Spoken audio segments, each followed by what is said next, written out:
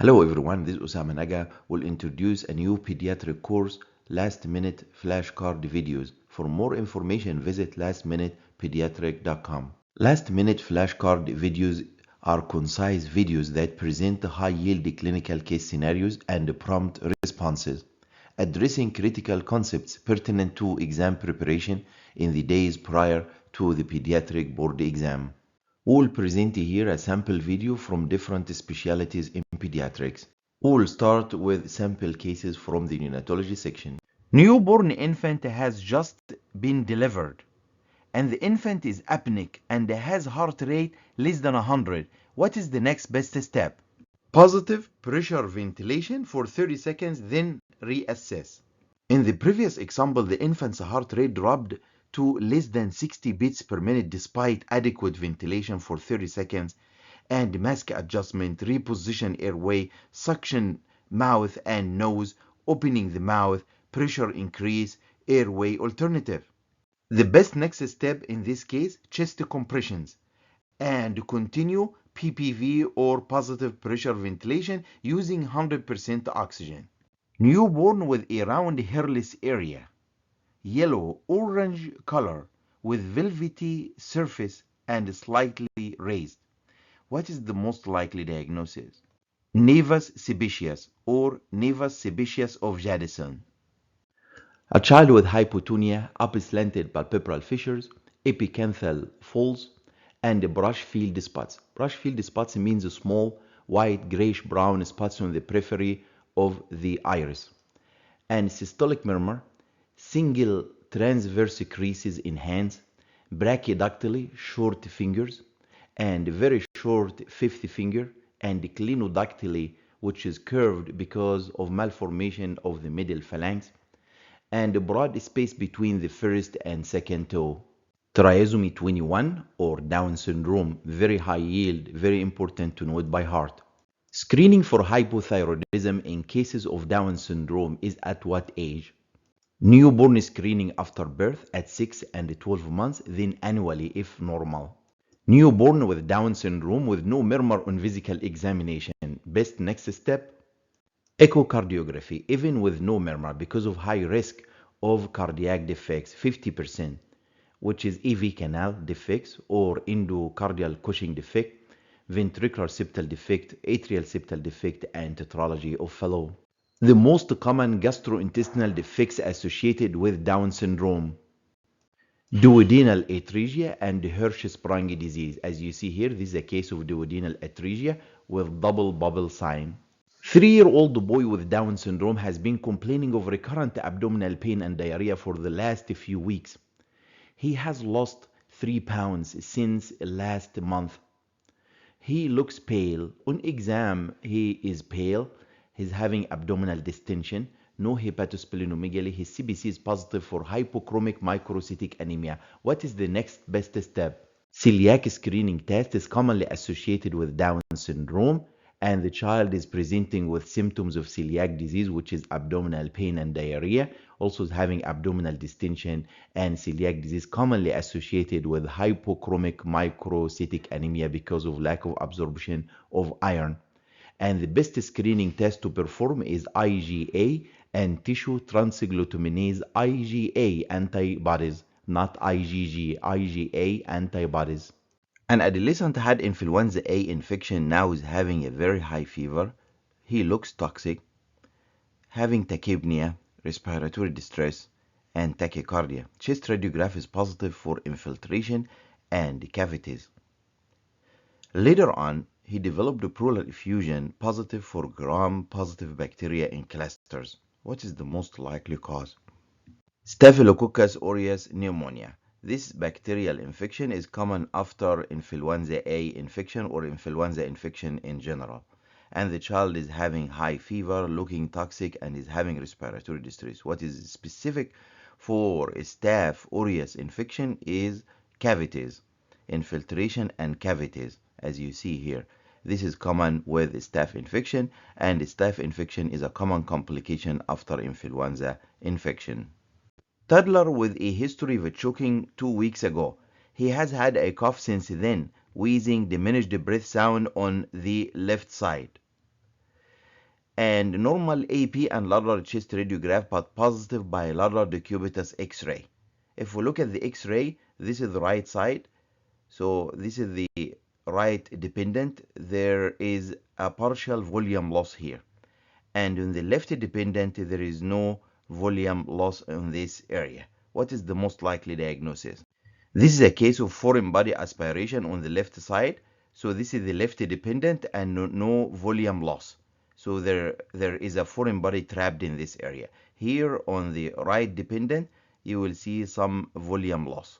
So this is normal, this is abnormal. So this patient is having foreign body aspiration trapped on the left side.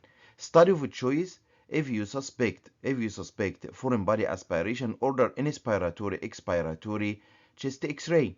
If the child is not old enough to do that, you can order bilateral decubitus views to see asymmetric hyperinflation on the side with foreign body due to a ball valve effect. 3-year-old with swelling of the face and generalized edema, normal blood pressure, 4+ proteinuria, no hematuria, hyperlipidemia, hypoalbuminemia, normal C3 and C4. Urine is negative for protein after 3 weeks of steroid therapy. This is a classic presentation of nephrotic syndrome due to minimally changed disease. Nephrotic syndrome not responding to treatment and progressing to chronic kidney disease is well known as focal segmental glomerulosclerosis.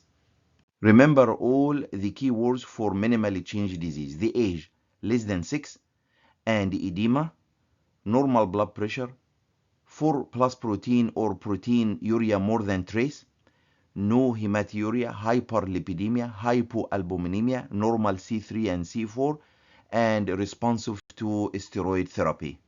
A 5-year-old has blood in urine. Urine is positive for hematuria and red blood cell casts. Renal function is normal, no hypertension, positive family history of hematuria with every generation affected. Familial thin basement membrane nephropathy. It is autosomal dominant. Remember the key words: hematuria with positive family history, no other symptoms. Kicks ball without demonstration, throws a ball overhead, builds a tower of 6 blocks, jumps with 2 feet, 2-word sentences, 50% intelligible speech. 2 years. Pedals a tricycle, copies a circle, 3-word sentences, 75% intelligible speech. 3 years. Remember the hints are try means 3 and 3-word sentences and 3/4 intelligible speech. Group play, copies square, follows 3-step commands, 100% intelligible speech. 4 years. A 7-year-old boy was exposed to a horrific car accident. Father died in the accident. Boy has difficulty sleeping. A flashback of the event, recurrent, distressing dreams for 3 weeks after the accident. Acute stress disorder. Why? Because 3 days to 1 month after exposure to traumatic event. While the diagnosis of post-traumatic stress disorder is made if 6 months after exposure to traumatic event. 2 siblings are jealous of each other and are always fighting each other in front of their parents. Sibling rivalry. What is the best approach? Focus on individual needs of each child, giving each the time and attention needed to feel loved and secured. During the fight, they should be separated and told violence is not allowed. Child sustained blunt trauma to the abdomen. All vital signs are normal. The abdominal ultrasound is positive for splenic rupture. What is the best management? For hemodynamically stable grades 1 to 3 of splenic rupture, conservative management with monitoring of vital signs, surgical consult, serial hemoglobin and hematocrit measurements.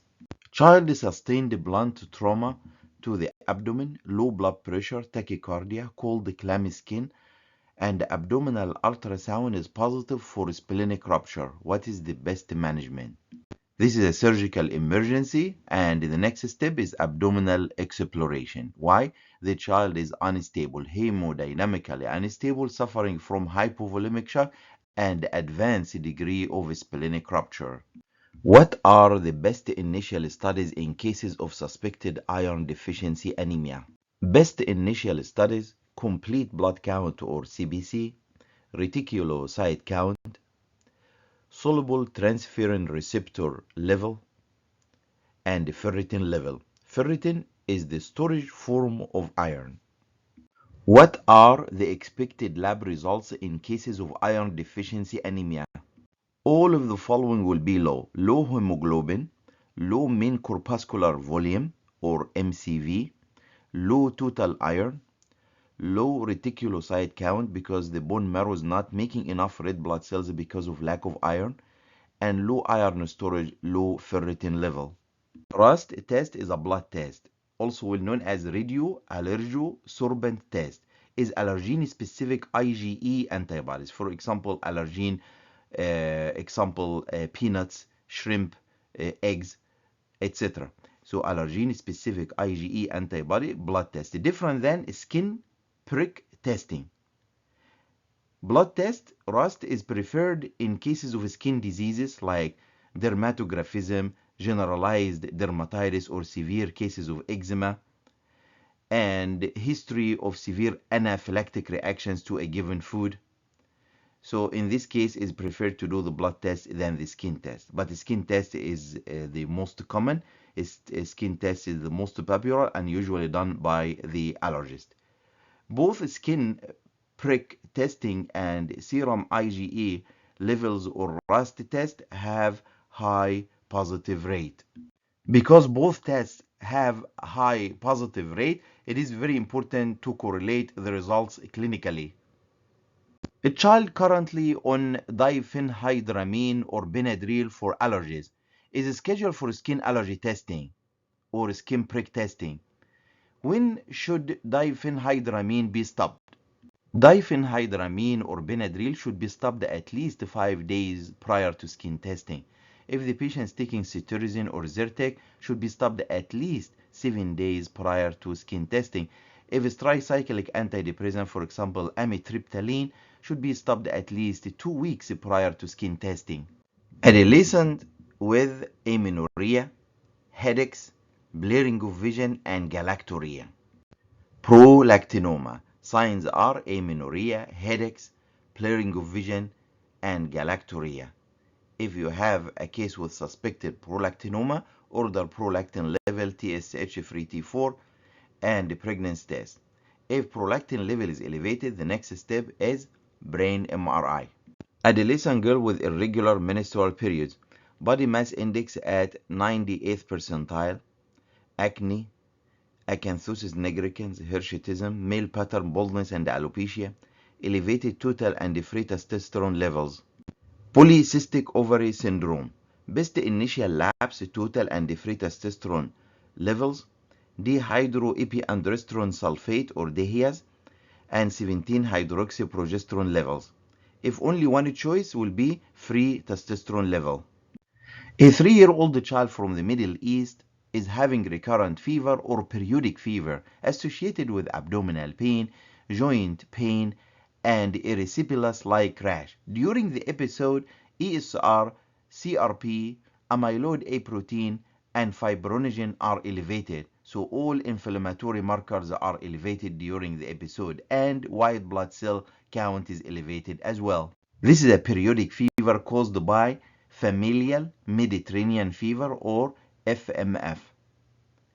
And the diagnosis is made clinically based on the clinical symptoms: recurrent fever or periodic fever associated with pleuritis, peritonitis, and arthritis, sometimes with skin rash, and elevated inflammatory markers. So the diagnosis is a clinical diagnosis. Genetic test will support the diagnosis but will not exclude FMF. Colchicine is so effective in preventing attacks of FMF. Child with fever for 3 to 5 days every month, associated with mouth ulcers, throat pain, cervical lymphadeninitis, The patient is well in between episodes. This is a case of periodic fever, well known as PFAPA. PF stands for periodic fever. In this case, we have fever for 3 to 5 days every month. A stands for aphthous stomatitis, mouth ulcers. P stands for pharyngitis, throat pain. A stands for adenitis, cervical lymphadenitis. The treatment is symptomatic treatment. There is no cure. But giving a single dose of prednisone, 1 to 2 milligrams per kilo, can abolish a febrile attack within few hours. This is a 1-day-old with history of maternal diabetes, presenting with cyanosis and tachypnea, high oxygen saturation in legs than arms, poor response to supplemental oxygen, loud second heart sound, no murmur. Chest X-ray shows narrow mediastinum with small heart tipped on side, increased pulmonary vascularity. What is the most likely cause? This is a classic presentation of transposition of great arteries. 2-month-old presents with cyanosis, poor feeding and crying. On physical examination, palpable right ventricular impulse, single second heart sound, harsh systolic, ejection murmur is heard over the pulmonic area on the left sternal border.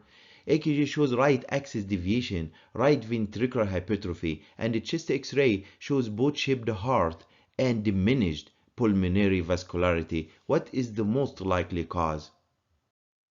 Tetralogy of Fallot. This is the end. Thank you.